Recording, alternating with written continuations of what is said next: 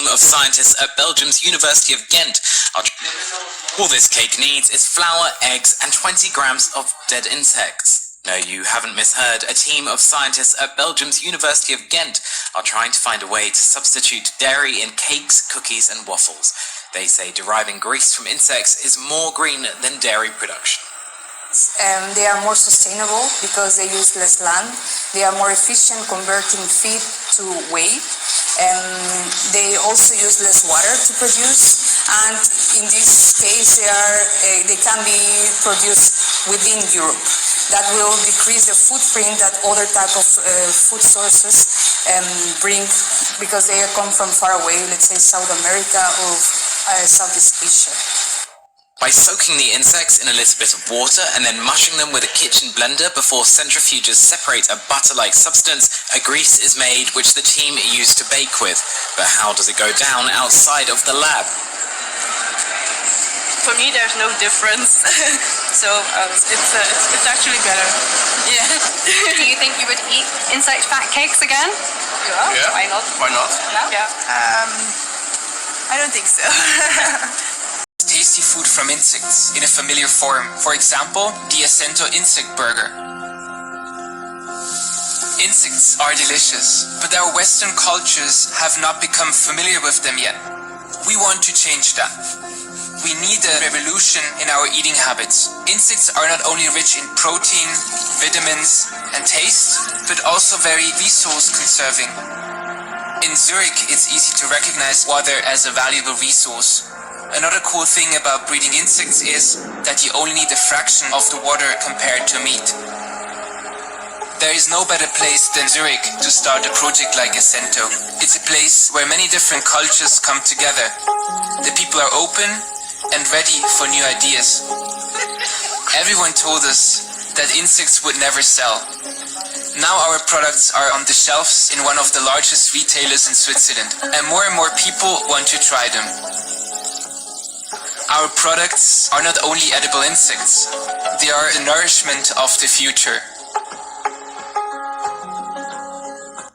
Insects would just fly into our mouth, but that is not true.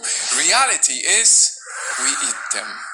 This is the unavoidable food defects law, and it's a part of all our lives. According to the American FDA rules, it is allowed for up to 60 tiny pieces of insects to be in 100 grams of chocolate. 60 pieces! Chocolate factories are big. Chocolate production is huge. It is impossible to fully control it. That's how small numbers of insects find their way into production facilities. That's how they end up being in chocolate, and that's how they end up being in our mouths. And what is even more wowing is that chocolate is just the beginning. This FDA special rule of the minimum allowance of insects in our food actually applies to many other things. Fruit juices allow up to 5 fly eggs per 250 milliliters. Macaroni and noodle products have an average of 225 tiny pieces of insects per 225 grams, and peanut butter can include an average of 30 tiny pieces of insects per 100 grams. Wow! Do you eat any of those? Because I have more. In cornmeal, an average of 25 tiny pieces of insects per 25 grams are allowed, and in tomato paste, like in pizza, an average of 30 fly eggs per 100 grams are allowed. And the craziest thing of all is that even my favorite drink has an average of 10% beans that are insect infested.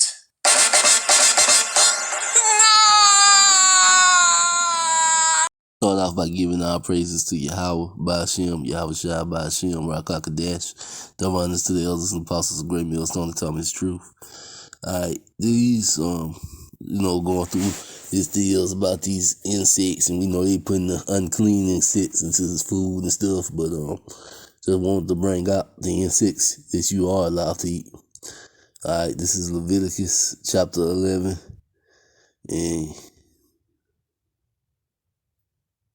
alright, I'm gonna start at verse 21. Yet these may ye eat of every flying creepy thing that goes upon our fours, which have legs above their feet, to leap with upon the earth. Alright, so this is going into insects. Which insects you might eat, alright, legs above their feet. Alright. That goes upon all four. Alright. Even these of them you might eat. Alright. The locust after his kind, the bile locust, and the bile locust after his kind, the beetle after his kind, and the grasshopper after his kind. Alright, these are the insects that you are allowed to eat. Alright, but all other flying creepy things which have 4 feet should be an abomination unto you. Alright, and we know it say 4 feet when we know insects got some 4 feet. Well, a lot of people don't realize this, but cause they consider them 6 legs, 6 feet, but the top 2 legs are really hands on insects. So insects really have 4 feet towards the back and then 2 hands towards the front, most of them. And spiders actually have another set of hands. So they have 4 feet, 4 hands. Alright, which is what they are. Alright, but we know they are clean. And it say, but all these things which have 4 feet shall be an abomination unto you. Alright. So it was telling you, that you shouldn't eat no other insects but the ones it just listed: the locust, the bile locust, the beetle, and the grasshopper. Alright, them were the insects you were allowed to eat. Alright, and it said, yet these might ye eat of the flying creepy things that goes upon our fours. And up here when it's talking about the flying creepy things that goes upon our fours, it's just meaning things that crawl around. Alright. It's an expression for anything that crawls, alright, which have legs above their feet to leap with upon the earth. So this is right here letting you know they have legs above their feet, alright, to leap with upon the earth. So animals like that. And once again, the locust, the bile locust, the beetle, and the grasshoppers are the only insects that are considered clean in the Bible. But all other flying creepy things which have 4 feet shall be an abomination unto you. And you notice it says an abomination unto you, which means it damages your own body, alright? Alright? So that is something to keep in mind. Alright? And with that, I'm gonna say Shalom.